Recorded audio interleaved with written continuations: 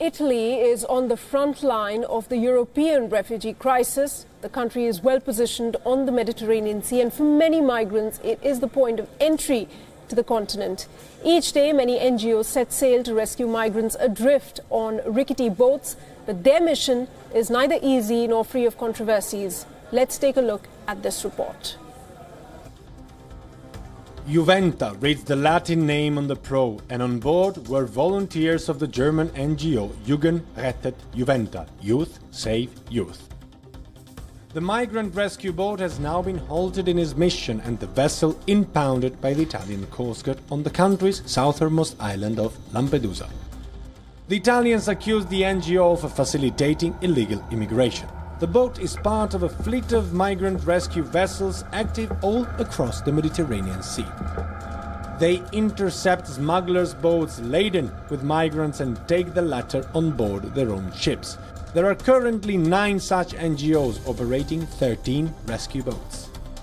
The seizure of the German boat comes at a time when there is heated, divisive debate in the street cafes and living rooms across Europe on the role of NGOs rescuing migrants.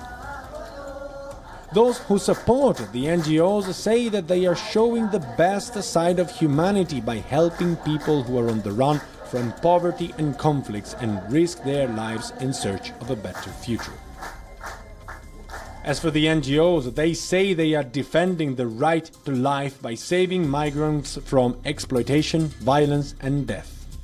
But their detractors think otherwise. They accuse such groups of actually aiding the lucrative business of human trafficking networks active in Turkey and Northern Africa. If smugglers do know that there will be rescue boats arriving to intercept them, they will only start sending more and more people towards European shores, they say. As many as 600,000 migrants reached the Italian shores, and 35% of them were rescued by the NGOs. But unfortunately, more than 1,000 died since January 2017. But it is not just rescuers sailing the waters of the Mediterranean Sea. One far-right-wing organization, Generation Identity, raised funds to send its own ship to not rescue but repel migrants. But before the boat hired in Djibouti and christened Sea Star could reach right-wing activists waiting on Italian soil, it was intercepted and detained in northern Cyprus. There's a strange twist to the tale. There were Sri Lankan sailors on board the Sea Star, and apparently they were trying to sneak into Europe on fake papers themselves. In the interim, the vessel has set sail towards the Italian port of Catania again.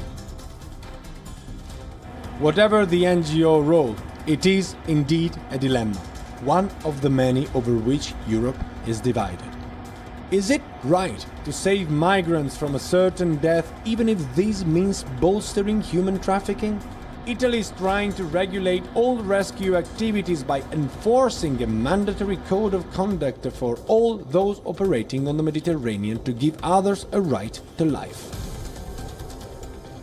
NGOs will need to declare the origin of their funds. They will not be allowed to enter Libyan waters.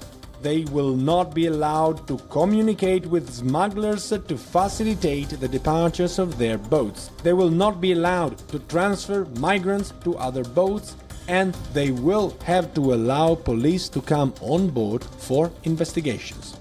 But not all NGOs signed. Jugend rettet Juventa certainly didn't. Neither did Doctors Without Borders. They said, since the start of its operations at sea, MSF has accepted and sometimes even conducted itself transfers from other ships onto our vessels. The back and forth of all the rescue ships to disembarkation points will consequently lead to a decrease in the presence of rescue vessels in the search and rescue zone. Several other NGOs, like Save the Children, had no problem in signing the Italian code.